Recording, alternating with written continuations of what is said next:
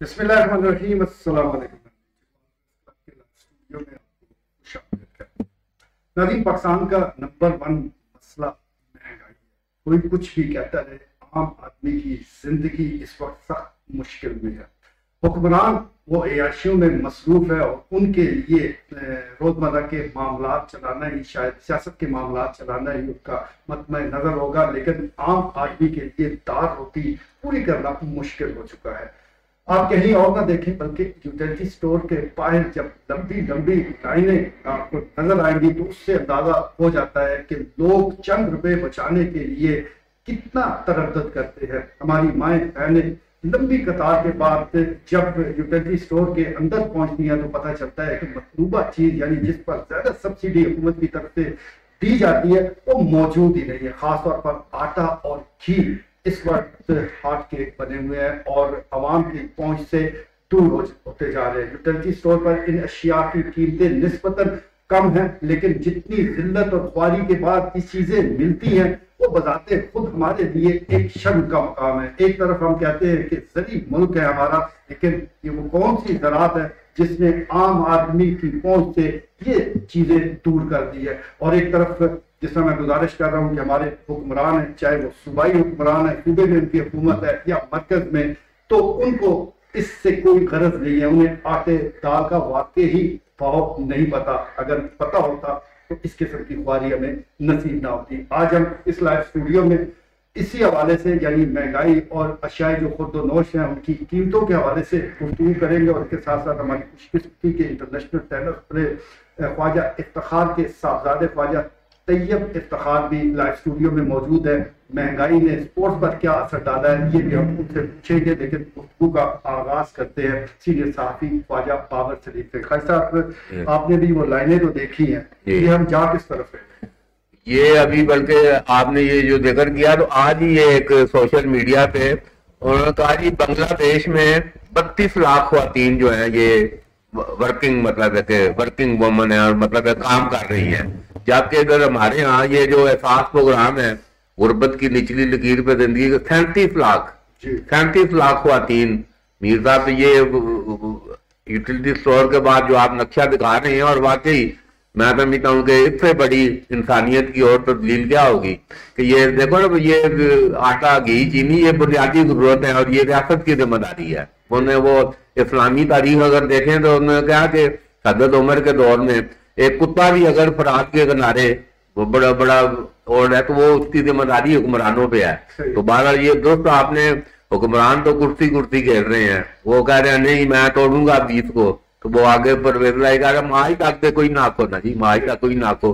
तो मतलब है ये, और मैं समझता हूँ कि बिल्कुल ये लोग बिल्कुल, अब हम इधर कितनी बार इधर कह चुके हैं कि ये निदान फरसुदा, बदबूदार, तफनदा और ये बिल्कुल अवाम के मसाइल हल करने में कतई तौर पर नाकाम है। तो बहरहाल वो अभी दानियाल अपने इनकलाबी पैगाम में कहते हैं कि अभी इतनी भूख पैदा नहीं हुई। ये ठीक है कि ये जिल्लत और रसवाई इस कौम का मुकद्दर है, मगर इतनी भूख अभी तक पैदा नहीं हुई जो इनकलाब को पैदा करती है। तो बहरहाल इंतजार करें, हुक्मरानों ने अगर होश के नाखन न लिए तो फिर अल्लाह की एक लाठी, ये कहते हैं ना लॉ ऑफ दी नेचर, कुदरत का कानून, तो वो फिर अमल में आता है। तो फिर इनकलाबात तारीख पढ़ के देख लें कि जब ये भूख और ये सारा निकलेगी तो फिर ये बड़े बड़े ये ताकतवर और बड़ी जो अपने फिरौन खुदा बने हुए थे वो तारीख अगर देखें तो उनका नामो निशान नहीं आज।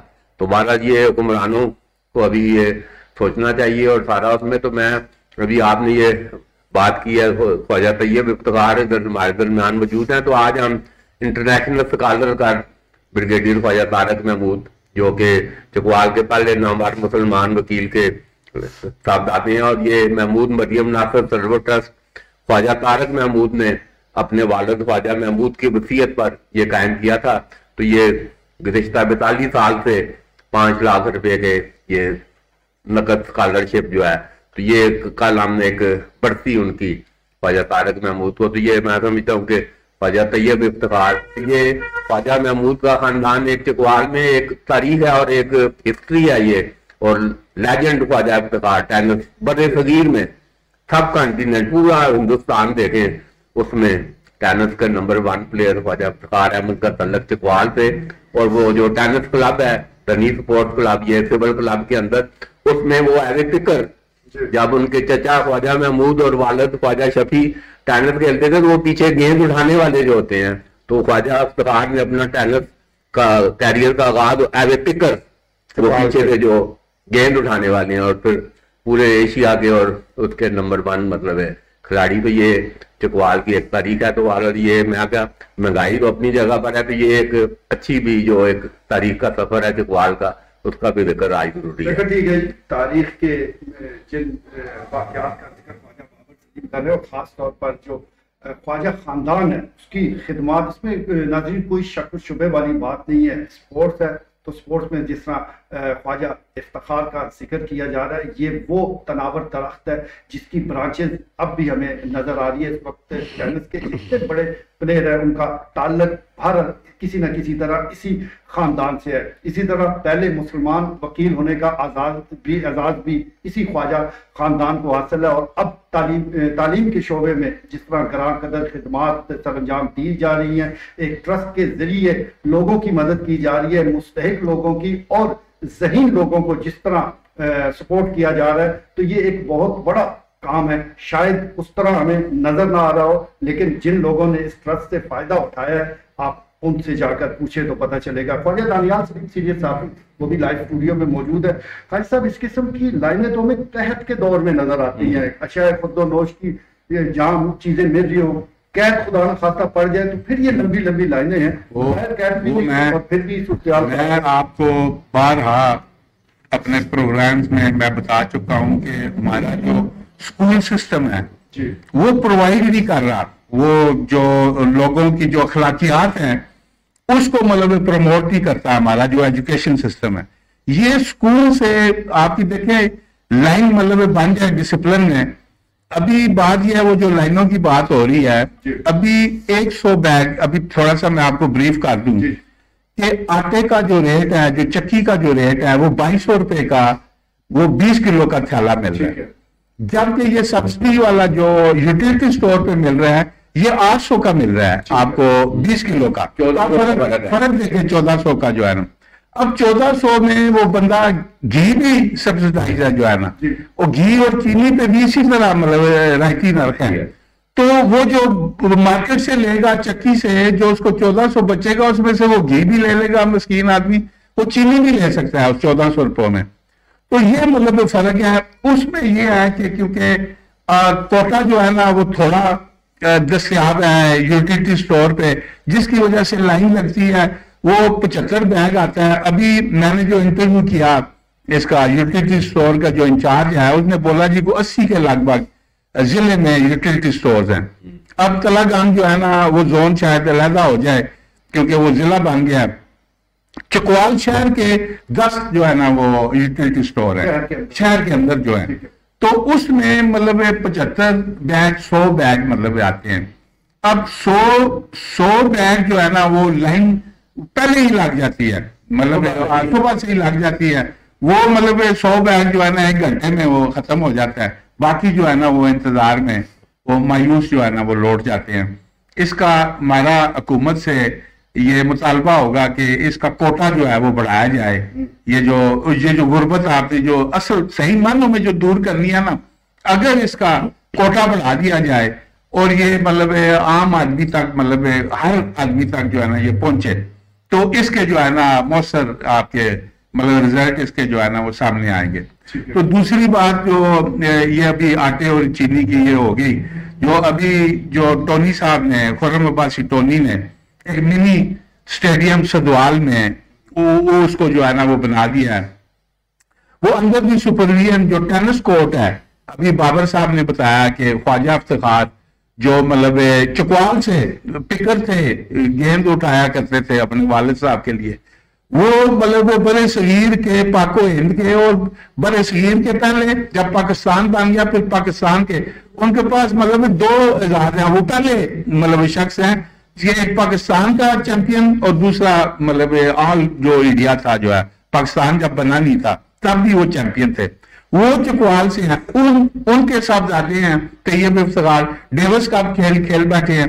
इनकी अमेरिका की यूनिवर्सिटी में वो जो इंटर यूनिवर्सिटी जो टूर्नामेंट्स होते हैं उधर 6-7 यूनिवर्सिटियों के, वहां पे उसके मैगजीन के फ्रंट पेज पे इनका फोटो है। इन्होंने अपनी यूनिवर्सिटी को अमेरिका में मतलब जितवाया टेनिस में, तो इनकी जो है ना वो इन्होंने संभाल के रखा हुआ है, कभी कभी वो शो कराते हैं। इनकी अंडर दी सुपरविजन जो टेनिस कोर्ट है वो खुर्रम अब्बासी के उधर जो मिनी स्टेडियम है सदवाल में, वो इनकी कस्टडी में बंद है। अभी टेक्निकल जो है वो मतलब इधर बंदा आया हुआ है जो टेनिस कोर्ट को जो है ना वो पेंट अभी आखिरी मरहले में है, पेंट हो जाएगा तो वो ऑपरेशनल हो जाएगा। तो इनके साहबजादे भी मतलब चैंपियन है पाकिस्तान के जो है ना सामर इफ्तिखार, तो वो भी मतलब अमेरिका में पढ़े, वो उधर भी यूनिवर्सिटी में इसी तरह रिपीट किया जिस तरह इन्होंने किया, वो बेटे ने भी जो है ना वो रिपीट किया उधर, तो वो भी पाकिस्तान के लिए वो मतलब खेले हैं।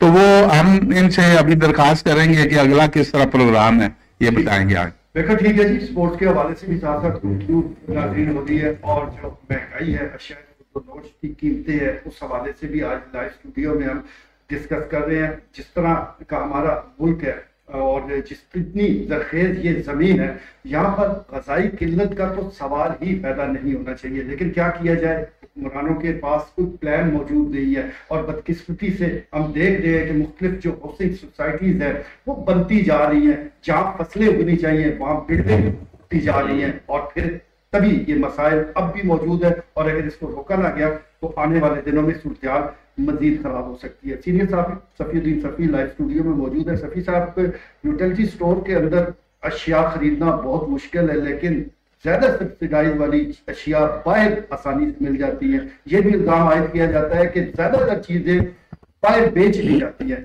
क्या कहेंगे जनाब? आज में मेरे तमाम खादर साहब और मेरे साथी सीनियर साथी मौजूद हैं, इस चीज को हाईलाइट करें कि सबसे पहले हमें तबकों में तकसीम किया जा रहा है। वो जो लाइनें लगी हुई हैं ये अना की मौत है, ये अना की मौत है। एक शरीफ आदमी जो जिसके माली हालात ठीक नहीं है और वो अना वाला भी है और अपना वो छुपाना चाहता है अपने आप को, वो लाइन में नहीं लग सकता। कि सब देखेंगे कि फला बंदा सफेद पोश आदमी के लिए वो मरना, उस लाइन में लगना एक मौत है। आज मेरी एक तजवीज को आपकी वसातत से मैं चाहूंगा कि ये तजवीज हुक्मरानों तक पहुंचे कि अरबों रुपया यूटिलिटी स्टोर्स पर खर्च हो रहा है और अरबों रुपया इनकी तनख्वाहों पर खर्च हो रहा है जो यूटिलिटी स्टोर के मुलाजमीन को दी जा रही है। अरबों रुपए की सब्सिडीज दी जा रही है। 3 चीजें होगी, उनकी बिल्डिंग्स भी हो गई, उनके मुलाजमीन भी हो गए और सब्सिडीज भी होगी। इन तीनों को आप पूरी अवाम में सब्सिडी के तौर पर बांट दें, कोई आपका न रहे, वो तबकाती खत्म हो जाए फर्क, और हमेशा हमेशा के लिए यूटिलिटी स्टोर्स को खुदा हाफिज कह दिया जाए। ये महकमा जब तक खत्म नहीं होगा, करप्शन जो है हो रही है, 2 RM जो है चकवाल में रह के गए हैं, आज वो अरबपति हो चुके हैं। रीजनल मैनेजर वो अरबपति हो चुके। यकीन करें कि उसने एक दफा मैं गया हूं उसके लिए कुछ चंद मालूमात लेने के लिए, तो जब मैं वापस आया हूं तो मेरी गाड़ी की डिग्गी के पीछे जनाब कॉटन पड़े हैं और हम साहब ने जी आपके लिए तोहफे भेजे हैं, 10 डब्बे घी है, ये है वो है जी, वो तकरीबन कोई 15-20 हजार रुपए का सामान था। अब मैंने वो कहा कि एक तो ये जो घी है ना, ये जो आप तोहफा दे रहे हैं, ये मैं वो मैंने वो सबूत था इस चीज, मैंने लिया या नहीं लिया वो बात की बात, वो सबूत था इस चीज का, बयान सबूत था कि करप्शन हो रही है और वो कर रहे हैं। अभी एक और चीज आपके ज़हन में ला दूं कि जो मैनेजर है वो मंथली पहुंचाते हैं RM को, और RM उनके यूटिलिटी स्टोर चेक नहीं करता, और मैनेजर्स ने क्या किया है कि अपनी प्रोडक्ट्स जो है वो वहां रखती है वो, और बकाया वापस करने के बजाय वो आपको एक माचिस या 2 टॉफियां दे देंगे और वो दिन का 2 से 3 हजार रुपया तो बकाया जो बैलेंस होता है ना सिक्के की मार में, उसमें वो छक्का लगा लेते हैं, और बाकी जो सामान सब्सिडी जिस पर दी जा रही है वो सामान बाहर फरोख्त धड़ल्ले से कर दिया जाता है, और 2, 4, 10 डब्बे देने के बाद वो कहते हैं सामान खत्म है। बिल्कुल ठीक है जी, जब बारी गरीब की आती है तो सामान खत्म हो चुका होता है। और जिस तरह सखी साहब यूटिलिटी स्टोर्स के हवाले से पूरी डिटेल नाज़रीन आपके सामने रखते हैं, तो उसमें कोई दो राय नहीं कि ये यूटिलिटी स्टोर अब जिल्लत और रुसवाई के मरकज बनते जा रहे हैं। यहाँ इंसानियत की जितनी तजलील रोजाना हो रही है वो देखकर शर्म आती है। और इसके साथ साथ अक्सर यही देखा गया है क्योंकि यूटिलिटी स्टोर गुंजान आबाद इलाकों में है, रोड के किनारे हैं, तो उसकी वजह से कई और मसाइल भी पैदा हो रहे हैं। यहाँ पर रश की वजह से और दीगर और लोगों का कारोबार भी मुतासर होता है, ट्रैफिक की रवानी भी मुतासर होती है। इंट्रो में जिस तरह नाज़रीन मैंने आपको बताया कि आज हमारे साथ मौजूद है ख्वाजा तैयब इफ्तिखार साहब, टेनिस के बहुत अच्छे प्लेयर हैं, लेकिन इनके बेटे और खासतौर पर जितना इनके वालिद का जिक्र हो रहा है ख्वाजा इफ्तिखार साहब का, उनकी तो क्या बात है, तो कुछ टेनिस के हवाले से भी बात कर लेते हैं। बहुत शुक्रिया तैयब साहब, आप लाइव स्टूडियो में मौजूद हैं। एक तो मैं जानना चाहूंगा कि इस महंगाई के दौर में जिस तरह दीगर स्पोर्ट्स मुतासर हुई हैं, तो टेनिस कितना मुतासर हुआ है और पाकिस्तान का फ्यूचर आप कैसे देखते हैं इस गेम के हवाले से? जी, ऑफ कोर्स टेनिस जो है वो जैसे आपको मालूम है कि it's one of the most expensive games. Golf के बाद टेनिस जो है वो एक बहुत एक्सपेंसिव गेम है, और ये ऑफ कोर्स महंगाई के साथ ऑफ कोर्स टेनिस तो फुटबॉल के against tennis is very expensive game. तो डेफिनेटली इसके एक गरीब और वो तबका जो है वो उसको अफोर्ड नहीं कर सकता अनलेस के गवर्नमेंट की तरफ से सरपरस्ती वैसे नजर आ रही है, गवर्नमेंट की तरफ से कुछ सरपरस्ती होती है? नहीं, हमारा जो अफसोस की ये बात है कि हमारा इंफ्रास्ट्रक्चर तो जरूर है। आप देखेंगे कि आप करोड़ों रुपए खर्च कर रहे हैं, स्पोर्ट्स के स्टेडियम्स बन रहे हैं, आप हर जगह पर, वो तो बड़ी एक्टिविटी है। लेकिन आपने एक और चीज देखी है कि आप कि हर स्पोर्ट्स के अंदर वो बोलते हैं जी कि हम टैलेंट हंट कर रहे हैं, टैलेंट हंट। लेकिन टैलेंट हंट जो है बिल्कुल एक मेरे अंदाजे के मुताबिक ड्रामा है। जब टैलेंट मिलता है तो ये हम उसका कोई ख्याल नहीं करते। उसमें मेरा बेटा सामिर इफ्तिखार भी शामिल है कि वो इस वक्त मैं उसका कोच रहा हूँ। उसको मैं वो पाकिस्तान का पहला टेनिस की हिस्ट्री में प्लेयर है जिसने जूनियर और मेन सिंगल टाइटल इकट्ठे जीते हों इंडिविजुअल गेम के अंदर 18 साल की उम्र में पाकिस्तान के। ये पाकिस्तान की हिस्ट्री में पहला प्लेयर है। मेरे वालिद मरूम भी 18 साल की उम्र में नेशनल चैंपियन नहीं हुए थे। ना भी मेरा भांजा इसामुल हक 18 साल की उम्र में नेशनल चैंपियन हुआ था।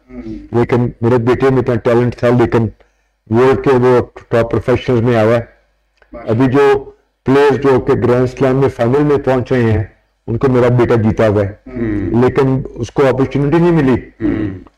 दूसरे उनको मिल गई, वो पाकिस्तानी होने की वजह से रह गया वो इंटरनेशनल पॉलिटिक्स स्पॉन्सरशिप में मिलने की वजह से। तो बहरहाल मुझे बड़ी खुशी है। का बताएंगे ना टेनिस हाँ जी, मैं चुकाल की तरफ से अभी आपने विजिट किया है ये सगवाल जो कम्प्लेक्स है, स्पोर्ट्स कम्प्लेक्स है, और यहाँ पर आपने क्या देखा है वो भी जरा बताएं। ये एक तो जो बड़ा अच्छा स्टेप है टोनी अब्बासी साहब की तरफ से, उन्होंने एक स्टेडियम बना रहे हैं स्पोर्ट्स का, जो कि स्पोर्ट्स आपको पता है कि बहुत ही अच्छा, any sports play very big role बच्चे की नशो नुमा में, उनके करैक्टर में, उनके डिसिप्लिन में, हर चीज़ में। तो इन्होंने बहुत अच्छा कदम लिया है। इसमें टेनिस के हवाले से ऑफ कोर्स बहुत बड़ी बात है कि मेरे ये पहला चकवाल में टेनिस कोर्ट है इंटरनेशनल लेवल का, तो ये एक बहुत बड़ी बात है। इसको अभी जो धनी स्पोर्ट आप जिधर आपके वालिद भी खेले हैं, ये भी कोई स्टैंडर्ड में आता है या आते ही बात को देखें जो आपका जो टेनिस कोर्ट है चकवाल क्लब का, वो सिर्फ एक क्लब प्लेस के लिए ठीक है, पर नॉट फिट फॉर इंटरनेशनल। ये जो कोर्ट बना है ये फुली इंटरनेशनल स्टैंडर्ड्स के मुताबिक बना है। इसके अंदर लेयर्स हैं, ये सिर्फ पेंट नहीं हुआ, आप देखेंगे जब कि इसके अंदर लेयर्स शामिल हैं, इसके अंदर रबर फोमिंग शामिल है, इसके अंदर हर एवरीथिंग जो कि इंटरनेशनल लेवल की जो है हमें उसके मुताबिक बनवाया है।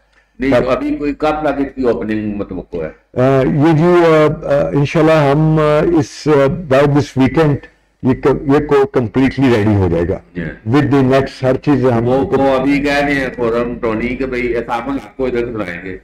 इसामुल हक को आए तो बड़ी बड़ी बड़ी एजाज की बात होगी ऑफ कोर्स, बिल्कुल आ सकते हैं। हाँ जी बिल्कुल। और स्कूल लेवल पे टोनी साहब से मैं रिक्वेस्ट करूंगा कि मेरी जितनी भी तावन चाहेंगे मैं उसमें स्पेशलाइज करता हूँ, तो उनकी मैं डेफिनेटली हेल्प आउट करूंगा।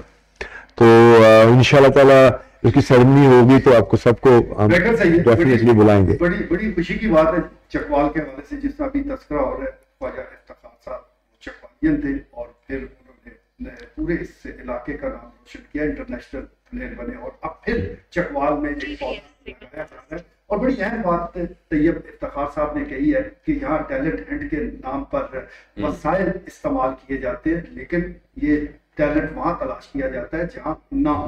जो सामने हीरे हमारे सामने बिखरे पड़े हैं उनकी सरपरस्ती नहीं हो रही, उनको ग्रूम नहीं किया जा रहा, फिर और टैलेंट आप कहाँ तलाश कर रहे हैं? तो इदारों पर जितना खर्च हो रहा है, उनकी सैलरीज पर और नामनाद प्रोग्राम्स पर जितना खर्च किया जा रहा है, अगर सही टारगेटेड करके उन प्लेयर्स पर खर्च किया जाए कि जो कि वाकई बासलाहियत है, पाकिस्तान का नाम रोशन कर सकते हैं, तो फिर से टेनिस के वो प्लेयर हमारे सामने आ सकते हैं जो अब हम माजी के हवाले से बात कर रहे हैं। लाइव स्टूडियो में अब्दुल खालिक दरवेश भी मौजूद हैं, तजज़ियाकार हैं। दरवेश साहब, मौजूदा सूरत हाल के हवाले से क्या तजज़िया देंगे कि इस वक्त तो नाम नुस्खे का मामला हमारे सामने सबसे नंबर 1 पड़ा हुआ है, तो इस सारी सूरत हाल में आप क्या कहेंगे?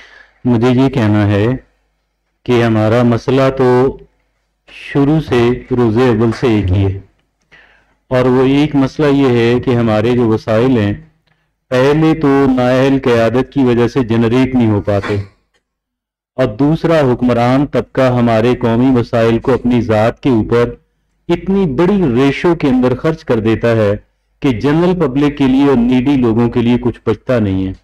आप पाकिस्तान का सरकारी मुलाजिम देख लें, वो सिविल सर्वेंट हो, वो हो, मिलिट्री के लोग हों, जुडिशरी के लोग हों, किसी और शोबे के लोग हों, या फिर हमारे मुंतखब नुमाइंदगान हों, इनके अल्ले तलल्ले जो हैं, आप यकीन कीजिएगा वो मैं ये समझता हूँ कि मुल्क का बेशतर बजट जो है वो कंज्यूम कर जाते हैं, और फिर जनरल पब्लिक के लिए बचता कुछ नहीं। और एक चीज और है, एक तो वो है कि जो कंज्यूम तो करते हैं लेकिन कम से कम डॉक्यूमेंट्स के अंदर मौजूद होता है कि ये वो रुपया पैसा है कि जो इनके ऊपर खर्च हुआ।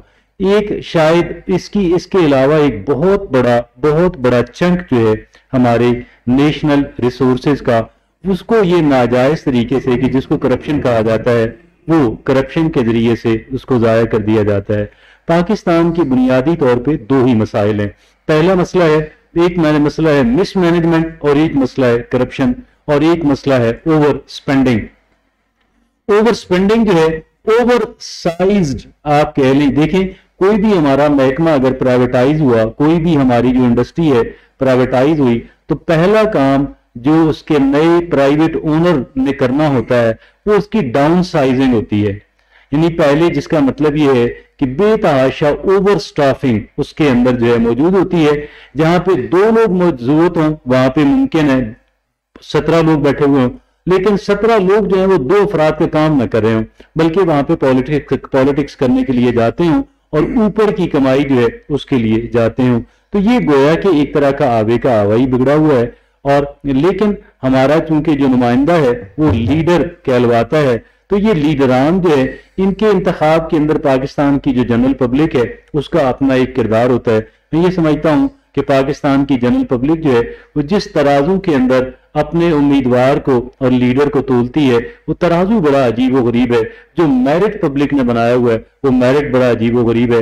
इस पर बहुत सारी बात हो सकती है, जाहिर है वक्त इस बात की इजाजत नहीं देता, लेकिन मिसमैनेजमेंट जो है वो पाकिस्तान का बहुत बड़ा मसला है, करप्शन पाकिस्तान का बहुत बड़ा मसला है, और हमारे जराए, हमारे वसाइल को हमारा हुक्मरान तबका इतनी बेदर्दी से कंज्यूम करता है कि जनरल पब्लिक के लिए कुछ बचता ही नहीं है। ठीक हो गया जी, आवाम के लिए कुछ नहीं बचता और इसमें कोई दो राय नहीं है कि वसाइल मौजूद हैं, लेकिन वसाइल को साया किया जा रहा है। जो चीज़ मौजूद है उसको वो जिस पर इस्तेमाल होनी चाहिए उसकी बजाय उन लोगों पर इस्तेमाल की जा रही है जो हुक्मरानों के मंजूर नज़र है। आप देख लीजिए कि जो चीज़ सब्सिडाइज है यानी यूटिलिटी स्टोर से मिल रही है तो उसके लिए तो लाइनें लगी हैं, लेकिन हुक्मरानों के लिए किसी चीज़ की कमी नहीं है।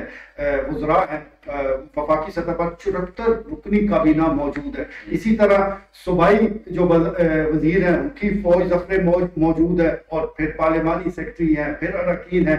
इनकी मराद का जरा आप जायजा ले लीजिए और ये मराद इनको घर आकर मिलती है, यानी आवाम के लिए लाइनें हैं और इनके लिए खजाने के मुंह खुले हैं। लाइव स्टूडियो में सीनियर सहाफ़ी राजा इफ्तिखार भी मौजूद है। राज साहब, यूटिलिटी स्टोर के हवाले से आज का ये प्रोग्राम है, महंगाई को लेकर हम गुफ्तगू कर रहे हैं। एक तरफ तो आम लोग हैं, जब यूटिलिटी स्टोर पहुंचते हैं तो बताया जाता है कि चीज़ें खत्म हो गई हैं, लेकिन कोई फोन करवा लिया जाए या कोई बासर बंदा कह दे तो फिर अंदर ही से पैकेट निकल आते हैं। ये इस हवाले से आपने काफी काम भी किए होंगे, कुछ शेयर कीजिए। शुक्रिया जी साहब, मैंने तमाम दोस्तों की गुफ्तगू बड़े बगौर सुनी है। 2-3 हवाले से मैं इस पर बात करना चाहूँगा यूटिलिटी स्टोर के बारे में, और जो आटे की जो आप आज का जो हमारा टॉपिक है। पहली बात मैं ये कहूँगा कि हम जो है वो 1G से शुरू है, 1G फिर 2G फिर 3G फिर 4G। हमारे दिन साहब बड़े जिक्र करते हैं जी आज हम 5G दौर में दाखिल हो चुके हैं। तो 5G के दौर में दाखिल होने के बाद भी अनफॉर्चुनेटली आज भी जो हमारा जो आज भी हमारा टॉपिक है वो यही है कि लोगों को आटा नहीं मिल रहा। इसकी वजह यह है कि हुक्मरान अय्याशी में मसरूफ़ अमल है। मैं आपको यहाँ पे एक बात बताऊँ कि नेशनल बैंक का पिछले दिनों एक हमें सिक्योरिटी गार्ड मिल गया, वो रोने लग गया।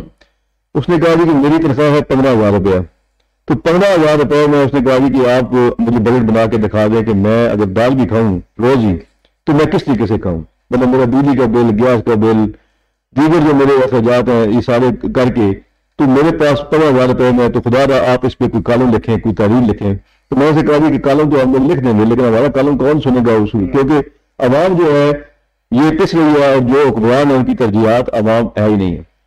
मैंने अपने गुज़श्ता प्रोग्राम में जिक्र किया था कि जुल्फ़िकार भुट्टो साहब बड़े दूरंदेश लीडर थे। उन्होंने मन किया था रोटी कपड़ा, मांग रहा है इंसान रोटी कपड़ा और मकान। तो आज इतने अरसे के बाद भी आज भी ये पोजीशन है कि मिडिल क्लास जो है रोटी कपड़ा और मकान मांग रहा है। यहाँ पे टैनिस की भी बात हुई, हमारे बुजुर्गों ने कहा कि ये एक्सपेंसिव बहुत, इस पर कोई शक नहीं, एक्सपेंसिव गेम। तो मैं तो ये कहता हूँ कि गेम की तरफ तो बेचारा जो मिडिल क्लास बंदा है वो तो सोचना क्या, वो देख भी नहीं सकता। उसको एक टाइम खाना खाता है और दूसरी बार सोचता है कि हमें करना क्या है। अभी हमने यूटिलिटी स्टोर की बात की तो मैं इस पर बिल्कुल देखा भी है, काम भी किया है, विजिट भी किए हैं।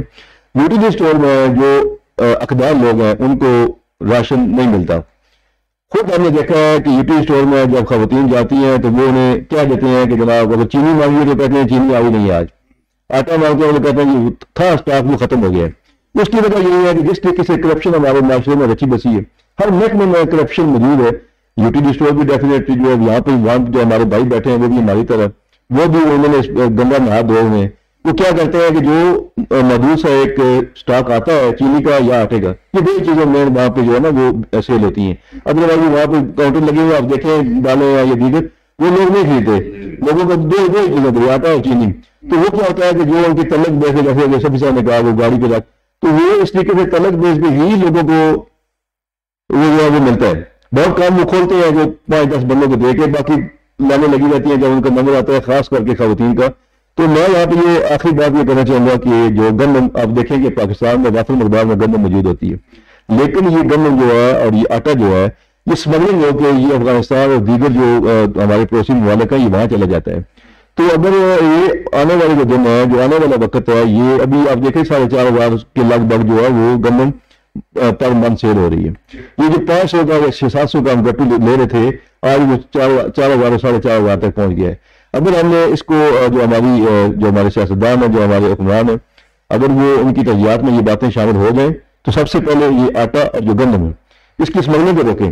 पाकिस्तान वाफिर मकदार में यहाँ पे हमारे गंदम जो है वो प्रोड्यूस करते हैं, जनरेट करते हैं गंदम, लेकिन वो स्मगलिंग जब हो जाती है फिर जो अभी देखें अभी 3 से 4 महीने बाकी हैं, लेकिन ये है कि ये अभी जो है इसका अभी शायद बढ़ गया। अभी जन्म हो सकता है 6,000 तक ही आपका जो है वो चला जाए।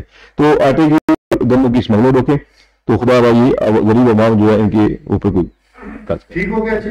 मामला सीधे करने पड़ेंगे। और नाज़रीन, फूड सिक्योरिटी को लेकर दुनिया भर में अहम इक़दाम उठाए जा रहे हैं, क्योंकि आने वाले वक्तों में जो खुराक है ये बहुत बड़ा मसला होगा। और अभी पाकिस्तान में तो ये मामला अभी से हमें नजर आ रहे हैं। मुल्क में 3 तबकात मौजूद होते हैं, यानी गरीब लोग हैं, मिडिल क्लास है और एलीट क्लास है। जो मिडिल क्लास है ये वाकई ही रीढ़ की हड्डी की हैसियत रखते हैं, और अगर रीढ़ की हड्डी ना रहे तो आप समझ सकते हैं कि बंदा पैरालाइज हो जाता है, मफलूज हो जाता है। इस वक्त हमारा जो मिडिल क्लास है वो अमलन खत्म होती जा रही है। यही वजह है कि मुल्क में कारोबार है, मईशत है, जमूत का शिकार है। हुक्मरान जरूर जागने चाहिए, इकदाम की जरूरत है। इनकलाबी इकदाम सामने आएंगे तो सूरत बेहतर हो सकती है। आज के लिए इतना ही, इजाजत दीजिए, अल्लाह के बाद।